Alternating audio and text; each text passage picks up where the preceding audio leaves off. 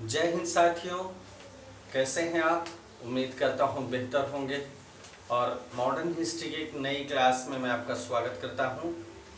दोस्तों, modern history में हम लोग संवैधानिक विकास के बारे में पढ़ रहे हैं कि भारत में संवैधानिक विकास किस तरह हुआ। संवैधानिक विकास के अंतर्गत हम बहुत सारी चीज़ों को पढ़ रहे हैं, जैसे कब कौन सा अधिनियम पारित हुआ, ब्रिटिश सरकार ने किस अधिनियम को क्यों, कब, कैसे पारित किया, क्या मुख्य प्रावधान थे। ये सारी चीज़ें हम देख रहे हैं। कॉन्स्टिट्यूशनल डेवलपमेंट हम देखेंगे कि किस तरह जो है हुआ। तो दोस्तों, इससे बहुत सारे सवाल पूछे जाते हैं परीक्षाओं में। आपको पता है कि मॉडर्न हिस्ट्री वैसे ही बहुत महत्वपूर्ण है, लेकिन कॉन्स्टिट्यूशनल डेवलपमेंट जो है दोस्तों, वो बहुत ही महत्वपूर्ण टॉपिक है। तो यहाँ से प्रश्न पूछे जाते हैं। कुछ प्रश्नों का हम उदाहरण देखेंगे।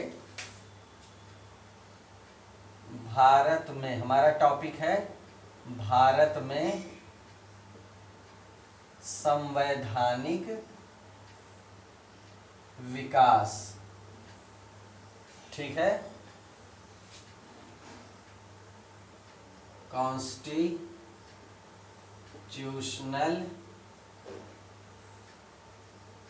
Development of India. ठीक है, कॉन्स्टिट्यूशनल डेवलपमेंट ऑफ इंडिया, ये हमारा टॉपिक है दोस्तों। तो जैसे इसमें जो प्रश्न पूछे जाते हैं वो किस तरह के प्रश्न पूछे जाते हैं दोस्तों। ठीक है, ये किस तरह के प्रश्न पूछे जाते हैं।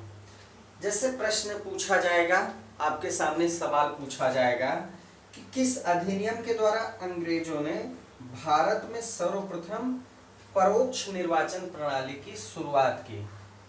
अधिनियमों से संबंधित प्रावधान से प्रश्न पूछता है, किस अधिनियम के अंतर्गत, किस अधिनियम के अंतर्गत, ठीक है, क्या हुआ, किस अधिनियम के अंतर्गत अंग्रेजों ने भारत में सर्वप्रथम, अंग्रेजों ने किस अधिनियम के अंतर्गत अंग्रेजों ने भारत में सर्वप्रथम परोक्ष निर्वाचन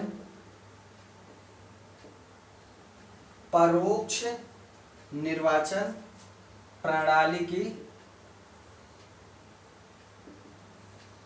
शुरुआत की। ठीक है, क्वेश्चन मार्क। सबसे पहले परोक्ष निर्वाचन की शुरुआत कब की।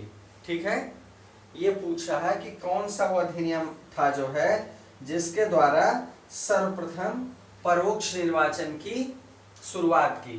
ठीक है, वो अधिनियम कौन सा था। तो इसका उत्तर क्या हो जाएगा।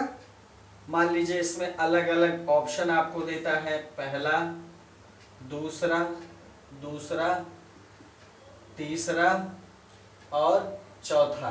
अब इसमें 1909 दे देगा, 1861 दे देगा, फिर 1867 दे देगा।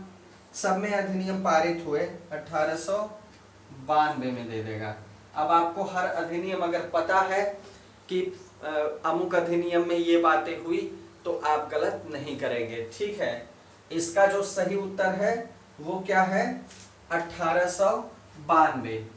1892 में जो अधिनियम पारित किया गया था, उस अधिनियम के अंतर्गत अंग्रेजों ने भारत में सर्वप्रथम परोक्ष निर्वाचन प्रणाली की शुरुआत की। ये हमारा उत्तर है। इसी तरह के प्रश्न दोस्तों पूछे जाते हैं। ठीक है, पूछा जाएगा भारत में ब्रिटेन। अगला सवाल अगर देख ले तो भारत में ये पूछेगा कि ब्रिटेन में जो है, जो संवैधानिक प्रयोग थे, जितने भी ब्रिटेन में संवैधानिक प्रयोग थे, भारत में सबसे कम समय तक कौन चला। ब्रिटेन के संवैधानिक प्रयोग, अगला क्वेश्चन क्या रहेगा, ब्रिटेन के संवैधानिक प्रयोगों में से प्रयोगों में से भारत में सबसे कम कौन चला? भारत में सबसे कम कौन चला? तो इसमें उत्तर क्या होगा? 1909 का इंडियन काउंसिल एक्ट। अब इसमें ऑप्शन रहेगा, लेकिन इसका उत्तर क्या होगा? 1909 का इंडियन काउंसिल एक्ट। ठीक है, 1909 का इंडियन काउंसिल एक्ट जो था वो सबसे कम समय तक रहा। ऐसे अगर आपको ये पता है कि कौन सा अधिनियम कब पारित हुआ और उसकी जो प्रमुख बातें हैं, बहुत ही मेन जो है जो चीजें हैं, वो चीज आपको पता होनी चाहिए। जरूरी नहीं सारी चीजें पता हो, कॉमन चीजें पता हो। तो ये कुल मिला के बातें हैं। आइए चलते हैं दोस्तों, हम अधिनियमों को देखते हैं।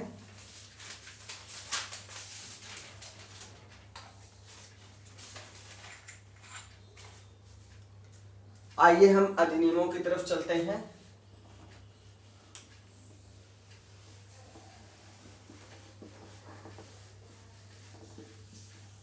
आइए देखते हैं महत्वपूर्ण अधिनियमों को और उनसे जुड़े प्रावधानों को। ठीक है, चलिए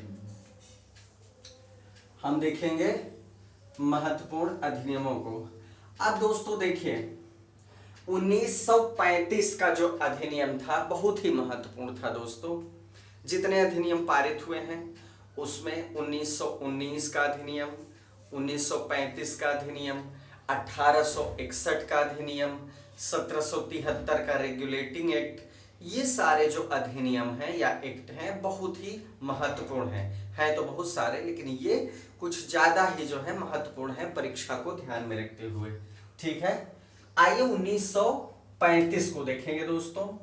1935 का भारत सरकार अधिनियम, 1935 का भारत सरकार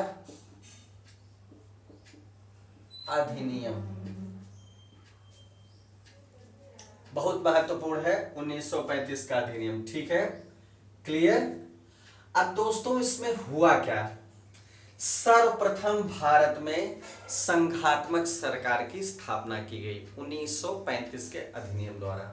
सर्वप्रथम क्या हुआ? भारत में संघात्मक सरकार मतलब फेडरल गवर्नमेंट की स्थापना की गई। ठीक है, सर्वप्रथम क्या किया गया? फेडरल गवर्नमेंट की या संघात्मक सरकार की स्थापना की गई। ठीक है, 1935 के अधिनियम के अंतर्गत 1935 के अधिनियम के अंतर्गत क्या हुआ? सर्वप्रथम संघात्मक सरकार की स्थापना की गई। पहली बात ये पानी आ रहा है। ठीक है,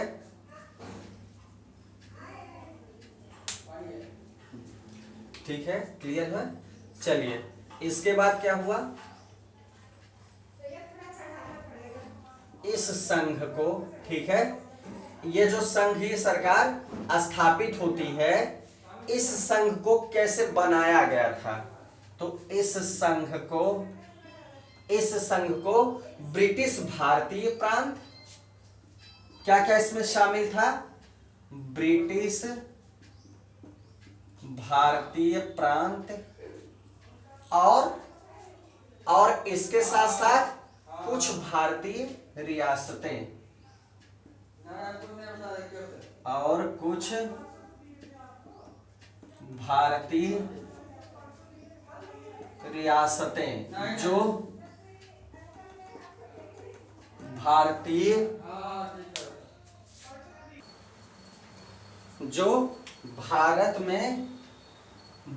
में सम्मिलित होना चाहती थी। ठीक है, जो भारत में स्वेच्छापूर्वक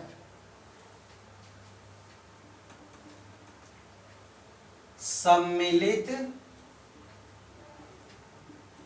होना चाह रही थी। ठीक है, इस संघ को किससे मिला के बनाया गया? ब्रिटिश भारतीय प्रांत जो थे उनको और कुछ भारतीय रियासतों से मिला के बनाया गया, ऐसी रियासतों से जो भारत में स्वेच्छापूर्वक शामिल होना चाह रही थी। ठीक है, बात समझ में आया? तो इसी को मिला के क्या हुआ? फेडरल गवर्नमेंट की स्थापना की गई। 1935 में संघात्मक सरकार की स्थापना की गई। ठीक है, अब संघात्मक सरकार की स्थापना की गई, इसका मतलब पहले क्या था? इसका मतलब पहले क्या व्यवस्था थी? इसका मतलब यह है कि प्रांतों में जो द्वैध शासन था उसको खत्म करके, प्रांतों में क्या था दोस्तों इससे पहले? द्वैध शासन। द्वैध शासन को खत्म करके उनको स्वायत्तता दी गई। और क्या हुआ? प्रांतों के स्थान पर केंद्र में द्वैध शासन की स्थापना की गई। शासन की स्थापना की गई। ठीक है, जो द्वैध शासन पहले राज्यों में था, प्रांतों में था, वो द्वैध शासन अब वहां से हटा के केंद्र में लगा दिया गया। प्रांतों को स्वायत्तता प्रदान कर दी गई, स्वशासन प्रदान कर दिया गया। ठीक है, यह बहुत ही महत्वपूर्ण चीज हुई 1935 में। 1935 में यह बहुत ही महत्वपूर्ण चीज हुई। ठीक है, द्वैध शासन की समाप्ति का मतलब यह हुआ कि प्रांतों में क्या हो गया? स्थानीय स्वशासन लागू हो गया।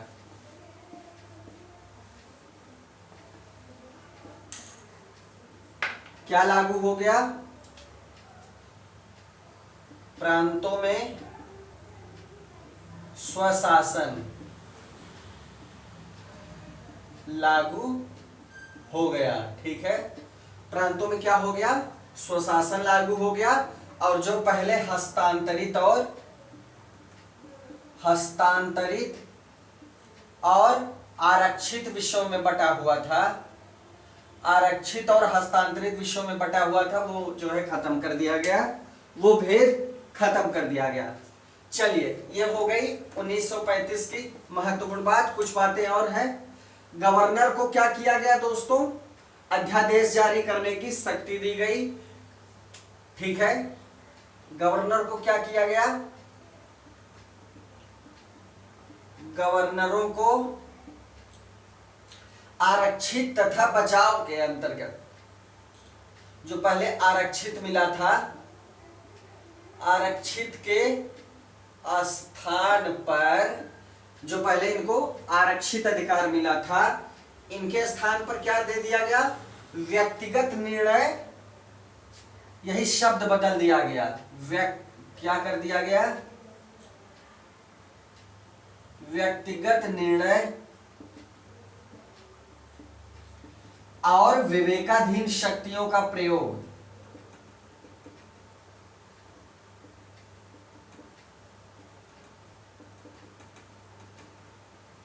विवेकाधीन शक्तियों का प्रयोग, ये दो शब्द जोड़ दिए गए दोस्तों। जो उसको आरक्षित विषय दिए गए थे, गवर्नर को जो आरक्षित विषय, आरक्षित शक्तियां दी गई थी, उसके स्थान पर कुछ शब्द बदल दिए गए कि वो व्यक्तिगत निर्णय ले सकता है और अपनी विवेकाधीन शक्तियों का प्रयोग कर सकता है। ठीक है, ये अधिकार दे दिया गया। साथ ही अध्यादेश जारी करने का अधिकार, ऑर्डिनेंस जारी कर सकता था। किस चीज का? ऑर्डिनेंस जारी कर सकता था, इसका अधिकार दे दिया गया। अब इस अधिनियम द्वारा और बातें क्या हुई दोस्तों? महत्वपूर्ण बातें क्या हुई? सांप्रदायिक, ठीक है, सांप्रदायिक और वर्गीय मतदाता मंडलों का विस्तार हुआ। वर्गीय मतदाता मंडलों का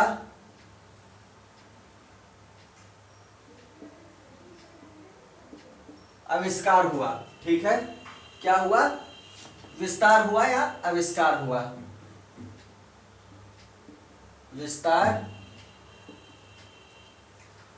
वर्गीय मतदाता मंडल का विस्तार हुआ और जो सांप्रदायिक व्यवस्था थी उसका भी विस्तार हुआ। कैसे हुआ? अब देखिए इसमें क्या हुआ, इस अधिनियम में दोस्तों अनुसूचित जातियां,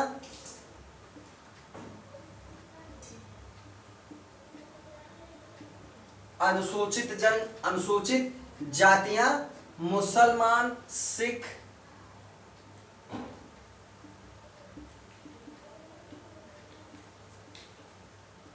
यूरोपीय, ठीक है, मुसलमान, सिख, यूरोपीय, भारतीय ईसाई,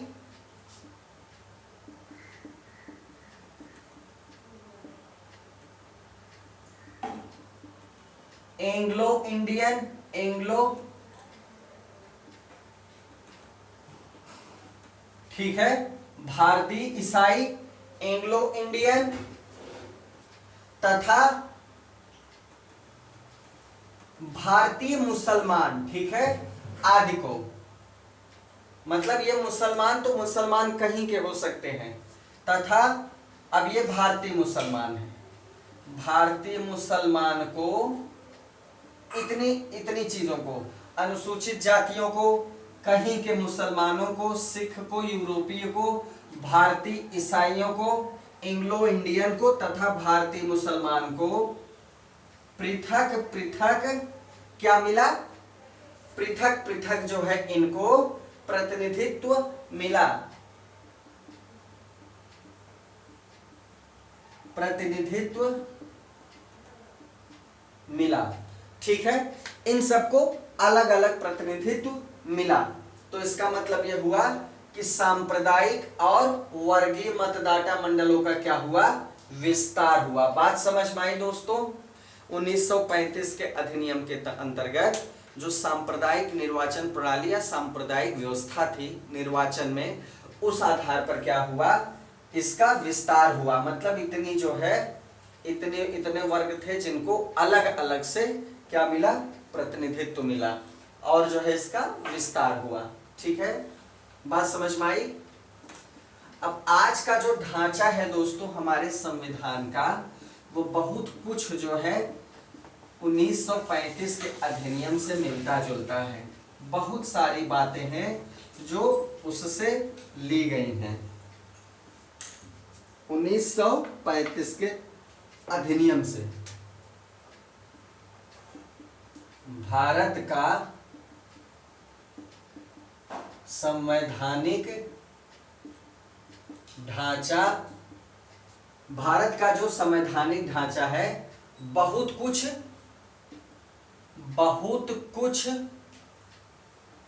1935 के अधिनियम पे आधारित है, अधिनियम पर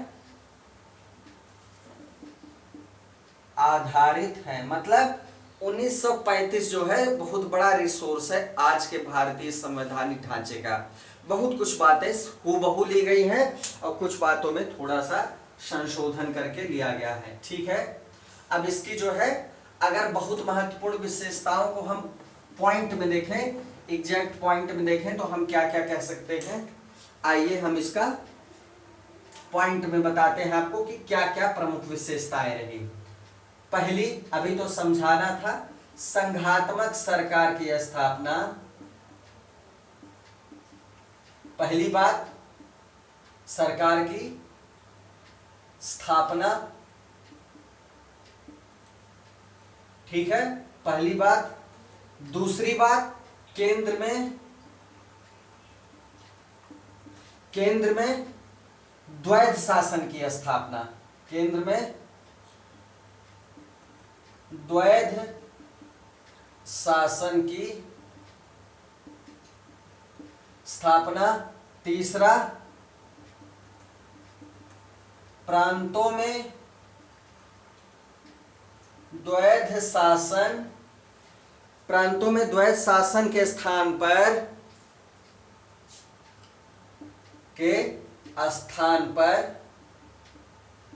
स्वायत्त शासन की स्थापना। प्रांतों में जो द्वैध शासन था उसको हटा के केंद्र में कर दिया गया, और प्रांतों में कौन सा शासन हो गया? स्वायत्त, या कौन सा शासन? ऑटोनॉमस,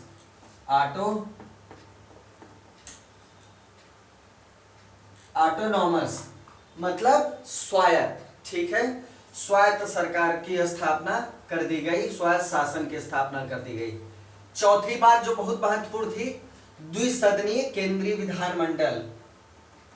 द्विसदनीय, जैसे आज है लोकसभा राज्यसभा, द्विसदनीय केंद्रीय विधानमंडल।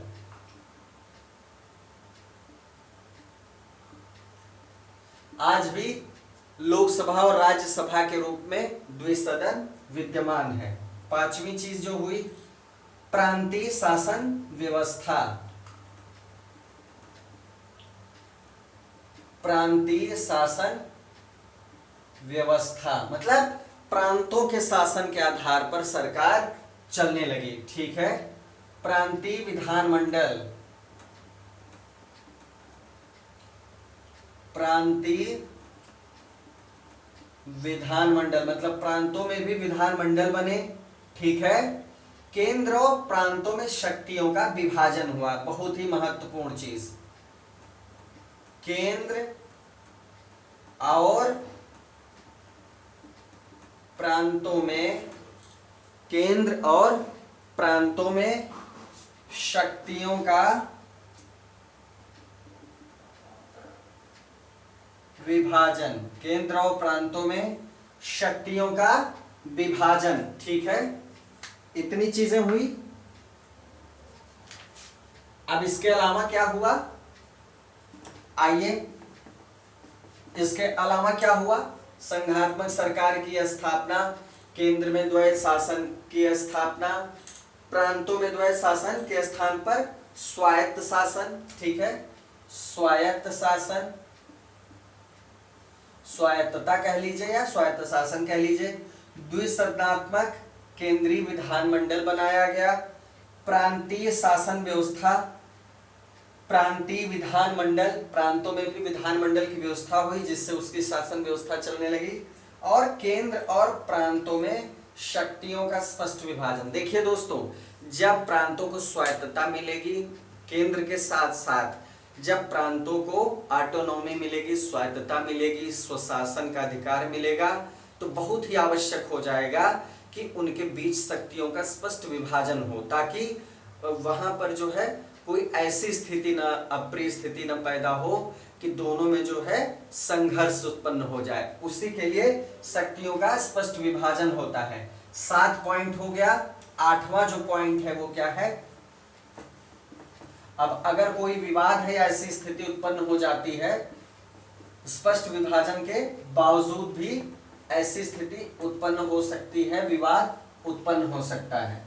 तो जो 8वां पॉइंट है, 7वें के बाद जो 8वां पॉइंट है वो वही चीज है। वो क्या है? फेडरल न्यायालय की न्यायालय, मतलब संघीय न्यायालय की स्थापना। 8वां क्या है कि 7वां है कि शक्तियों का स्पष्ट विभाजन होगा केंद्र और प्रांतों के बीच, लेकिन इसके बाद भी जो है स्थिति बिगड़ सकती है या संघर्ष पैदा हो सकता है। तो 8वां क्या है? प्रांतों और केंद्र के बीच जो है एक फेडरल शक्तियों के स्पष्ट विभाजन के बावजूद उनके बीच के उत्पन्न संघर्ष को दूर करने के लिए एक संघीय न्यायालय, संघीय न्यायालय और भी चीजों के लिए होता है, मतलब इसकी भी एक व्यवस्था बनाई गई। आप इसमें जो प्रावधान देख रहे हैं दोस्तों, आपको पता है कि ये जो है भारत के संवैधानिक ढांचे का आधार है, बहुत सारी चीजें सीधे सीधे ली गई हैं। संघीय न्यायालय है, आपको पता है, फेडरल जुडिशरी है यहाँ पर। और दूसरी चीज क्या है दोस्तों, शक्तियों का स्पष्ट विभाजन है, प्रांतों में स्वायत्तता भी है, और क्या है, द्विसदनात्मक व्यवस्था कहीं कहीं है, कहीं कहीं नहीं है, लेकिन विधानमंडल की व्यवस्था है, केंद्र में विधानमंडल की व्यवस्था है। इस तरह जो है ये सारी चीजें हैं, ठीक है, क्लियर हुआ।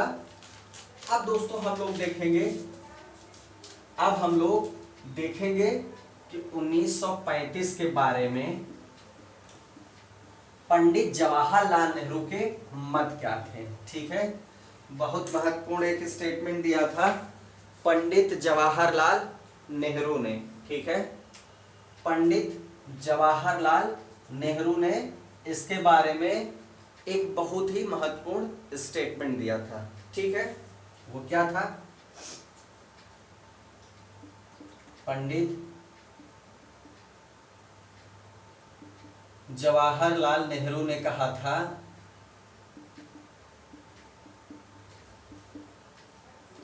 इसके बारे में, 1935 के भारत सरकार अधिनियम के बारे में इन्होंने कहा था कि एक कार जिसमें ब्रेक तो है पर इंजन नहीं, एक कार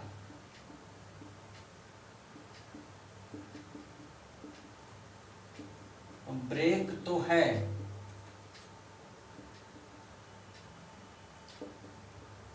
पर इंजन नहीं, ठीक है। एक कार है जिसमें ब्रेक है लेकिन इंजन नहीं है, ब्रेक पहले से लगा है, इंजन है ही नहीं, चलेगी कैसे, सीधी सी बात है। मतलब कार भी है, ब्रेक भी लगा है और इंजन नहीं है, तो कोई मतलब ही नहीं निकला। जब इंजन नहीं तो आगे गाड़ी कहां से बढ़ेगी, ठीक है।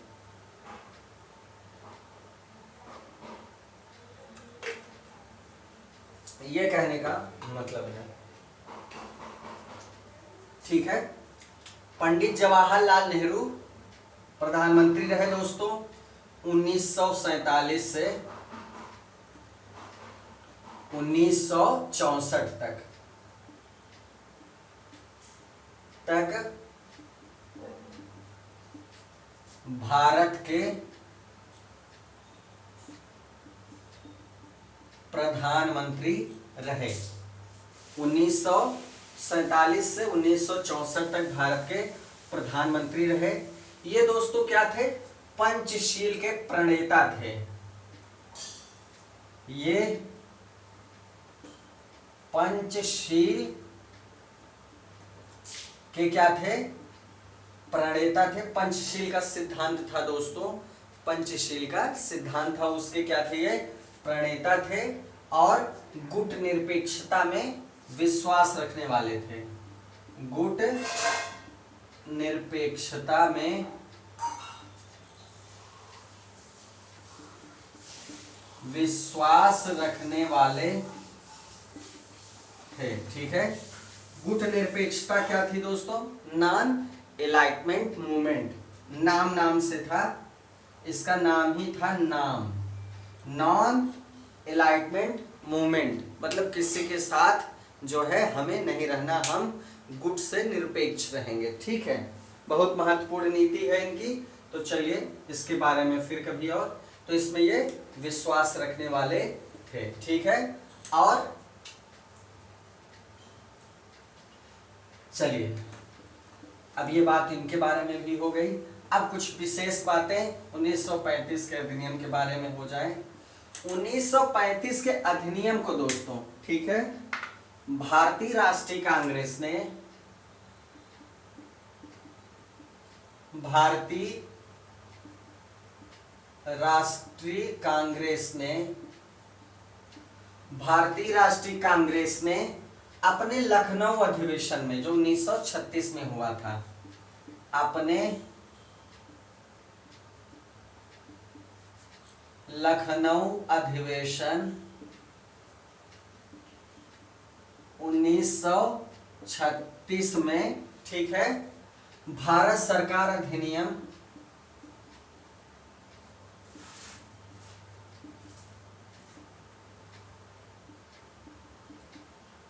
1935 को अस्वीकार किया था। ठीक है, कांग्रेस ने इसको रिजेक्ट कर दिया था। 1935 के भारत सरकार के अधिनियम को कांग्रेस ने कब अस्वीकृत किया? लखनऊ अधिवेशन 1936। लखनऊ अधिवेशन 1936 में इस अधिनियम को क्या किया? अस्वीकार किया था। ठीक है, अब इसमें अध्यक्ष कौन थे? अध्यक्षता पंडित नेहरू ने की थी। इसकी अध्यक्षता किसने की थी? पंडित जवाहरलाल नेहरू ने इस अधिवेशन की अध्यक्षता की थी। ठीक है, इन्होंने इसको क्या कहा था? पंडित नेहरू ने, अभी आपने देखा एक कार है जिसमें ब्रेक है पर इंजन नहीं, इसके अलावा इन्होंने इसको क्या कहा? गुलामी का अधिकार। गुलामी का अधिकार, यह सवाल पूछेगा कि गुलामी का अधिकार 1935 अधिनियम को गुलामी का अधिकार किसने कहा? तो पंडित नेहरू ने कहा। और इसको क्या संज्ञा दी उन्होंने? दासता का आज्ञा पत्र। दासता का आज्ञा पत्र। दासता का आज्ञा पत्र करके उसकी काफी आलोचना की। ठीक है, अब दोस्तों ब्रिटिश शासन के पूरे इतिहास में वर्ष 1935 का जो अधिनियम था सबसे लंबा चौड़ा प्रलेख था। ब्रिटिश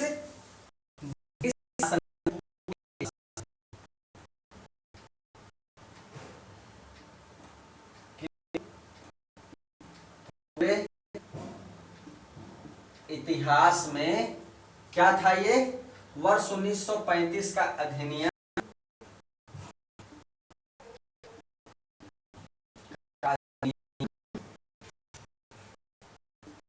सबसे लंबा चौड़ा प्रलेख था। सबसे लंबा चौड़ा क्या था? प्रलेख था। इसमें 14 भाग 321 धाराएं, 14 भाग 321 धाराएं और 10 अनुसूचियां थी। 10 अनुसूचियां थी। ठीक है, काफी बड़ा था। 10 अनुसूची, 321 धाराएं और 14 भाग। सोचिए, संविधान, भारत का संविधान उससे ये बहुत अलग नहीं है। सोचिए कितना ज्यादा जो है बड़ा था।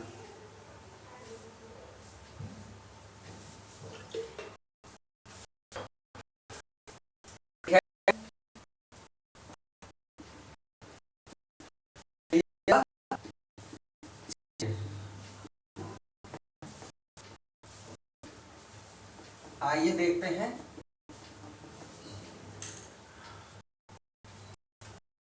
भारत इस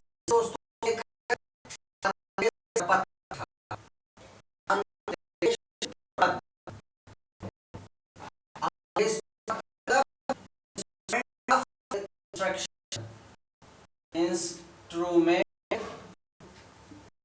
ऑफ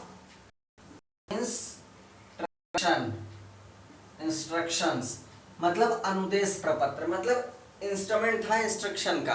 इंस्ट्रक्शन मतलब होता है सलाह, तो इसका जो है सलाह का परिपत्र था ये। अब इसको जो है क्या किया गया है?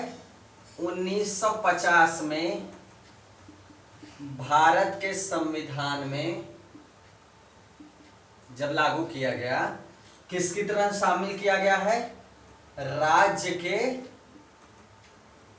नीति निदेशक तत्व की तरह, निदेशक तत्व के रूप में शामिल किया गया है।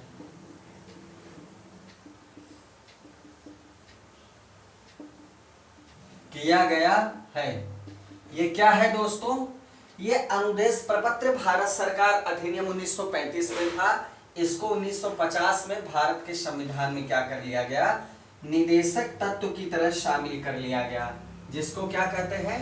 डायरेक्टिव प्रिंसिपल कहते हैं, इसके रूप में शामिल कर लिया गया। ये क्या होते हैं? ये बताते हैं कि राज्य को, एक कल्याणकारी राज्य को क्या क्या करना चाहिए, क्या क्या नहीं करना चाहिए। ठीक है।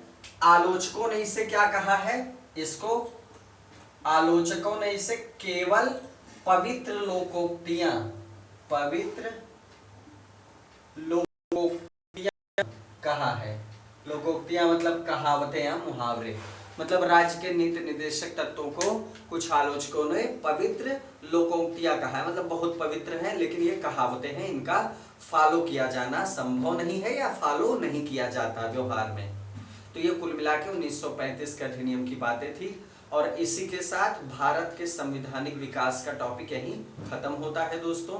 मुझे उम्मीद है आपको ये चीजें समझ में आई होंगी। बहुत महत्वपूर्ण है ये वाला भी, 1935 का अधिनियम बहुत महत्वपूर्ण है। लेकिन जो भी हमने आपको जितने अधिनियम, चार्टर एक्ट बताए, उनकी एक लिस्ट बना लीजिएगा।